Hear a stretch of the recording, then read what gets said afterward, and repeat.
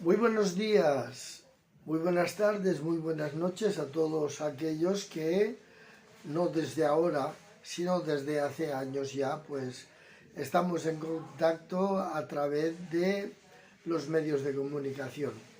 Y nada, como ya empezamos ayer, eso sí, hacer una rectificación en relación a cuando el hermano Pedro Barrul Vargas llegó a Valencia, en este caso, que en el vídeo anterior puse que fue el día 24 de marzo y esa fecha no es exacta. Fue el día 4 de marzo, ¿eh?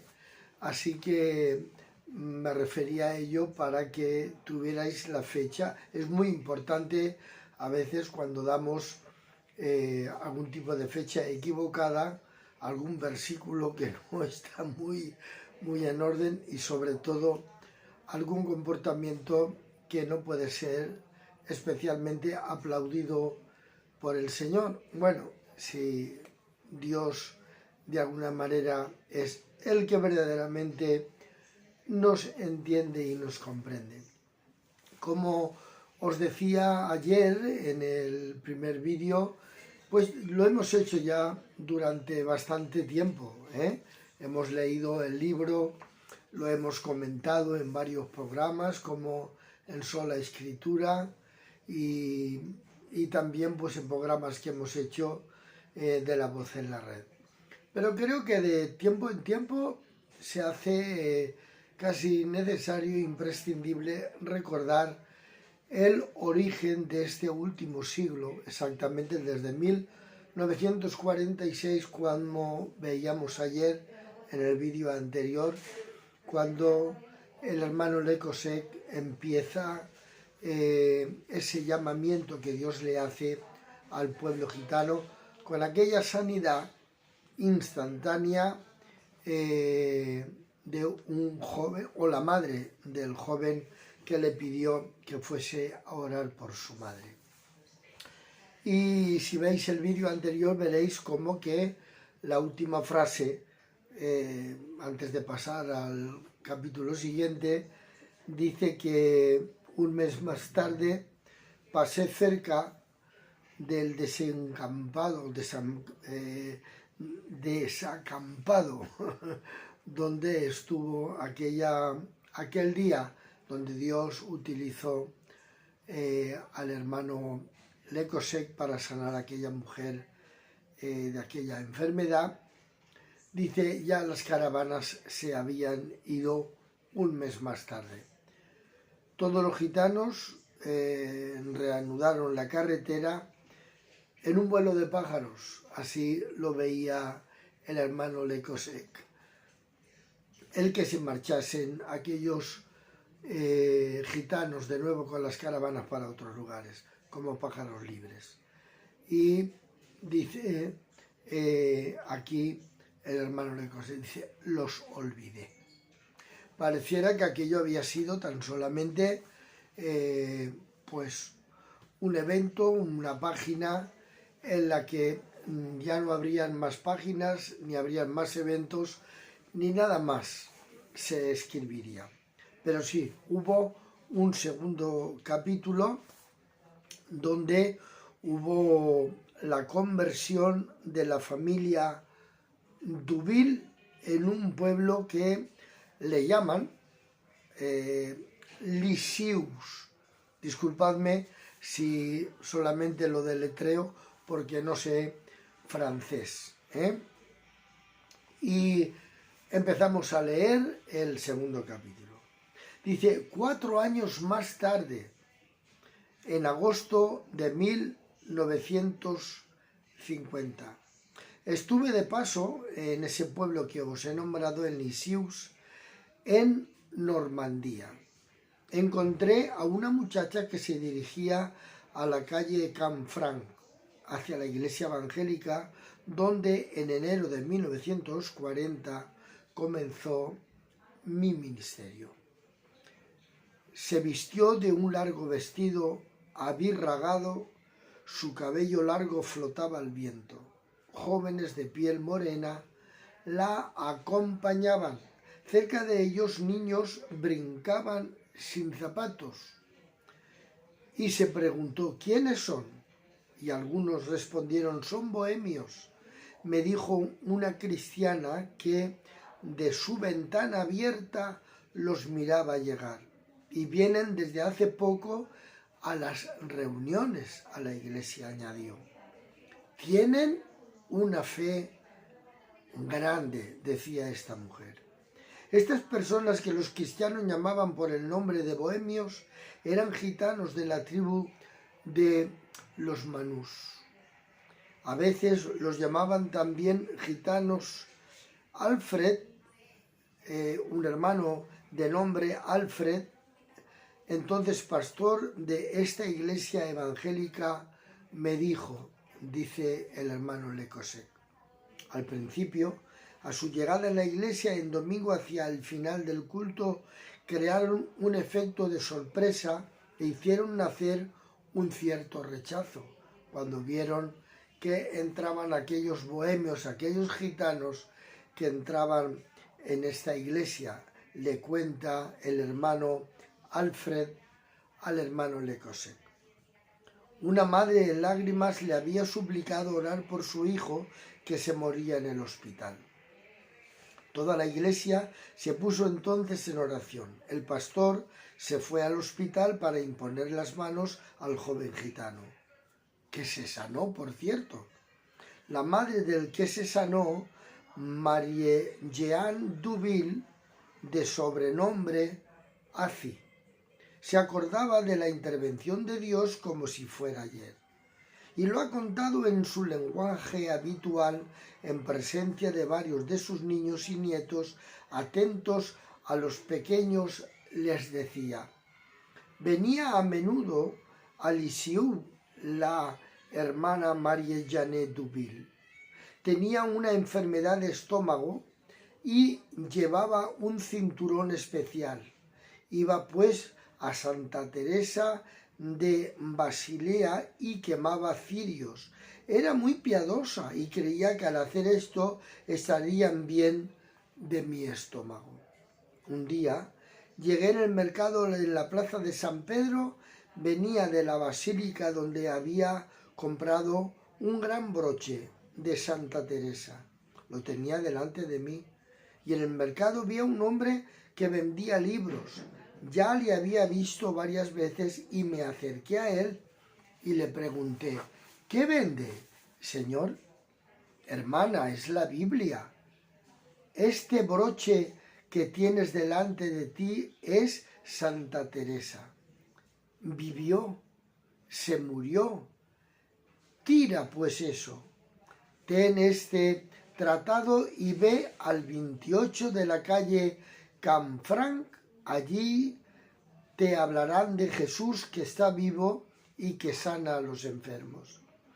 A este tratado no le presté mayor atención, nos recuerda la hermana de apellido Dubin.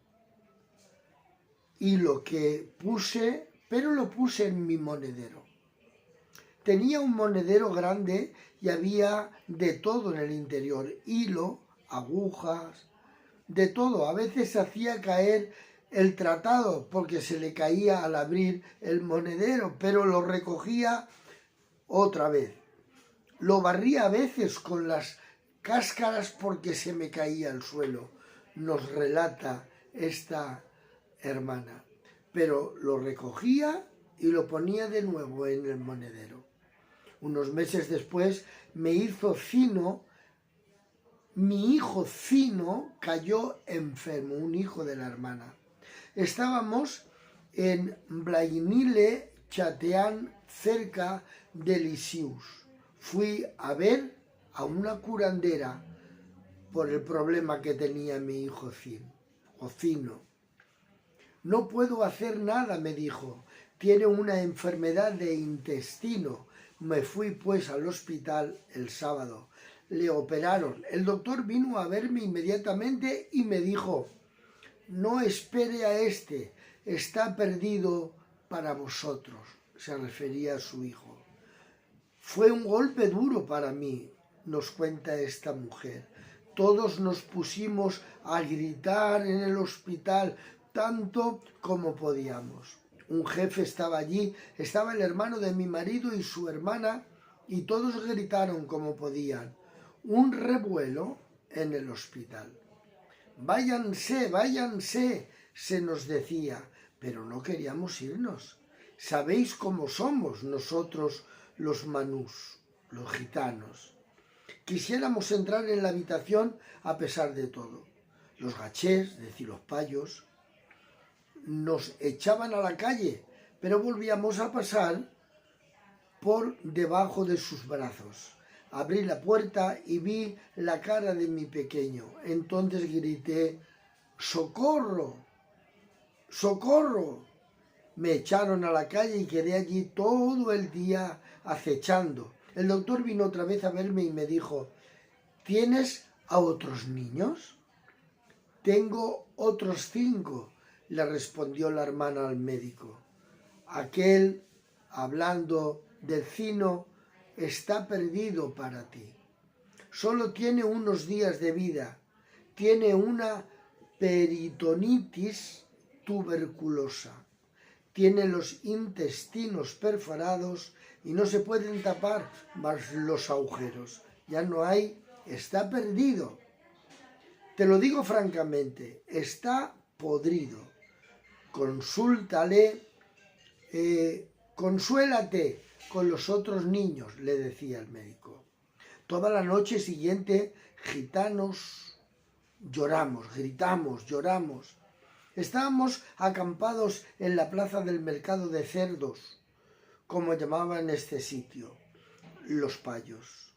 Por todas partes, por las ventanas nos decían, no gritéis de esta manera. Les habíamos explicado bastante, pero no había nada que hacer. No nos entendían. El domingo hacia las 10 horas, mi cuñada me cogió por el brazo, ya que no tenía más fuerza. Fuimos a la tienda de enfrente, donde teníamos costumbre de recoger nuestros alimentos. Abrí el monedero para tomar dinero y vi el tratado que me dio aquel vendedor de Biblias. Lo tomé en la mano y lo enseñé a la señora de la tienda, que me dijo, la calle Canfrán está enfrente de donde estamos ahora. Le pregunté, ¿qué es esto acerca del tratado? Y esta gachí, esta paya, se puso a reír como podía y me dijo, vete allí y verás lo que es. En el momento en que salí de la tienda, vi a una dama que pasaba y que iba al lugar indicado sobre el tratado. Cuando entré, oí cantar cánticos. Luego se pusieron a hablar en lenguas y pensé, hay españoles dentro, ingleses de todo. No veía la cruz. Todo esto me pareció raro. Una vez terminada la predicación, el pastor vino hacia mí y me dijo, ¿por qué lloras tanto? Señor, tengo a mi hijo que ha sido operado y que se está muriendo. No llores, le dijo el predicador. El Señor lo puede todo. Se sanará tu hijo. Dios te lo devolverá. Cuando oí eso, me quedé impresionada. Hermano, ya era piadosa. Se refiere a ella misma. Eso me cogió de la cabeza hasta los pies. Estaba impresionada. ¿Dónde está tu hijo?, se me preguntó. En el hospital, le respondió. Le operaron ayer, tiene 20 años. Es padre de una pequeña muchacha y su mujer está en estado de buena esperanza. Está esperando otro bebé. Iremos para imponerle las manos. Y pensé, ¿qué era eso de la imposición de manos? Pensé que eran curanderos. Vinieron y oraron por mi hijo, que tenía 40 o más de fiebre. Justo después de orar, la fiebre empezó a descender. Va a sanar.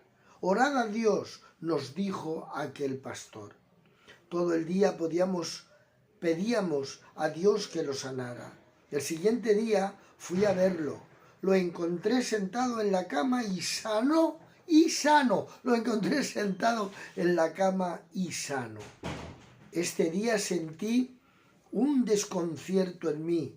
Desaté el cinturón especial que llevaba desde hacía 5 años debido a mi estómago y de un descolgamiento de un órgano. Retiré las correas y me sentí bien. Tomé el cinturón y lo lancé por la ventana. Desde entonces no lo he vuelto a poner. Doy gracias a Dios, ya que es Él que me sanó. Es Él que restableció y sanó a mi hijo. Inmediatamente escribí a mi hijo Mandaz, que se encontraba en el Finisterre. Mi querido hijo, te diré que tu hermano Zino estuvo seriamente enfermo y el Señor lo ha sanado. Ven y verás que el Señor vive. Vino con su mujer Ponete y fue el hermano Ribault que le anunció el Evangelio. Se quedaron 2 o 3 meses cerca del pueblo de Lisieux para poder ir a las reuniones. Nos traía la palabra de Dios. Luego nos fuimos hacia Mecidón, cerca de Caen. Nos quedamos allí más de un mes. Allí el hermano Lelièvre, empleado de ferrocarril, nos explicaba casi todas las noches la palabra de Dios. Y aprendí a cantar cánticos. Luego Mandaz, mi hijo, siguió su camino hasta Brest. Mi segundo encuentro con los gitanos, dice el hermano Lecosec, en Lisieux no tuvo consecuencia inmediata para mí. Los olvidé de nuevo. ¿Qué cosas? Así es como le damos la vuelta. Hemos terminado el capítulo 2. Pero Dios tenía su plan. Un tercer encuentro se convirtió en el detonador de una vocación a la cual se convirtió en el detonador de una vocación a la cual me había destinado el Señor. Por segunda vez volvió a olvidar a los gitanos, pero había de nuevo que Dios pondría en adelante el plan que tenía sobre ellos. Mañana, si Dios quiere, estaremos en el tercer capítulo de esta historia tan fascinante y tan extraordinaria del llamamiento de Dios a la nación gitana. Un fuerte abrazo y hasta mañana, si Dios quiere. Compartir este vídeo. Os va a saludar en la otra parte de la cámara que está mi nieto Cristian. Saluda al pueblo gitano en el mundo entero. Que se bendiga a todos. Amén. Bueno, pues nada, así quedamos y mañana, Dios mediante, estamos leyendo la historia del hermano Clement Lecosec con el pueblo gitano, que aún no ha terminado, aún sigue escribiéndose la historia de evangelización. Un fuerte abrazo para todos. Bueno, pues estoy otra vez con la lectura.